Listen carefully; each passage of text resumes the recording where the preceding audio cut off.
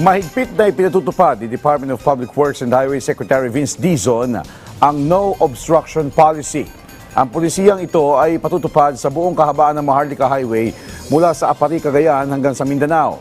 Ayon kay Dizon, nakipag-ugnayan na siya sa DOTR at DILG para sa striktong enforcement upang mapagandaan ang paparating na dagsa ng mga biyahero sa mahal na araw.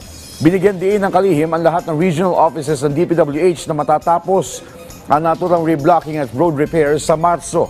Samantala, tututukan din ng ahensya ang pagsasaayos ng drainage system sa Maharlika Highway para matuldukan ang pagbaha. Ang hakbang na ito ay ayon sa direktiba ni Pangulong Ferdinand R. Marcos Jr. na i-rehabilitate ang mga transportasyon sa bansa. Nag-uusap nga kami ni Secretary Banoy, ni Secretary John Vicar Mulyan, layong-layo na sa padating na Holy Week. Kailangan talaga magkaroon tayo ng no obstruction policy and enforcement sa daang Maharlika from North Luzon to Mindanao.